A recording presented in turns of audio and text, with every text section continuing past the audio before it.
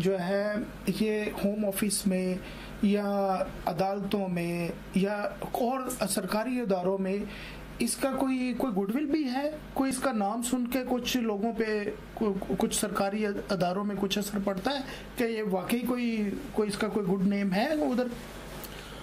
अब home office और अदालतों के अपने ही तरीके हैं वकला की इंटेग्रिटी या उनकी ऑर्गेनाइजेशन की रेटिंग के हवाले से। उसके बारे में मैं क्या कमेंट करूं? नहीं, लेकिन मैंने देखा है कि बाज लॉ फर्म्स पे जो है वो होम ऑफिस आता है, कंट्रोल करता है, वो खुद इनवाइट करते हैं कि जी आए हम चेक करें हम सही काम कर रहे हैं। क्या ऐसा कोई सिस्टम है आपके पास भी?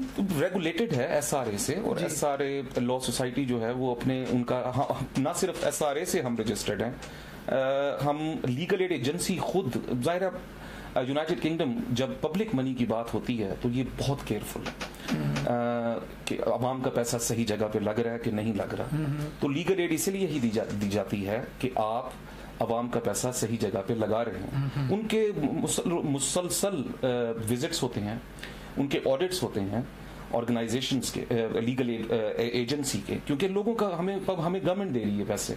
अगर हम सही काम नहीं करेंगे, और हम अल्हम्दुलिल्लाह सुरखरू होते हैं हमारे जितने भी विजिट्स हैं। अच्छा फ़हीम भाई, हर बंदा चाहता है पाकिस्तान में कि यार मैं यूके चला जाऊं सही। तो क्या सजेस्ट करेंगे कि कौन सा ऐसा तरीका है कि वो यूके आ जाए? बड़ा मुश्किल सवाल। Legal way I am asking that, अगर कोई ऐसा हो कि किसी को फैमिली मेंबर इधर रह रहा है, क्या वो बुला सकता है? क्या वो विजिट पे आके अपना स्टेटस चेंज कर सकते? कैसा तरीका अपनाया जाए? लोग हर किसी की ख्वाहिश है कि मैं यूके में आके रहूं। आप इस पे क्या कहेंगे? आपकी क्या राय है इसमें? इसमें मुख्तलिफ कैटेगरीज और अवेलेबल हैं जो लोग ख्वाह हैं कि वो यहाँ आएँ।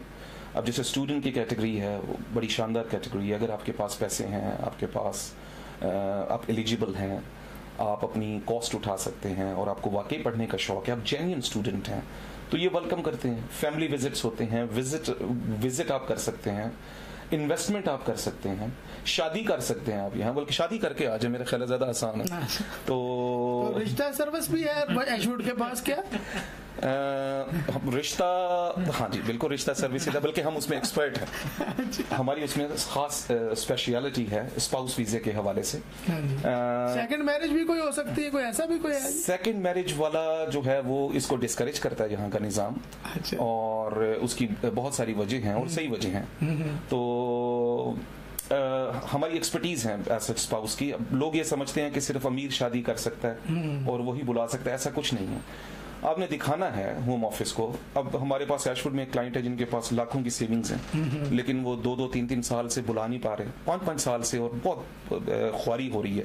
हालांकि सीधा सा निज़ाम है, सीधे से कवानीन है, आपने उन कवानीन को पूरा करना है। और होम ऑफिस और अदालतें आपकी बहुत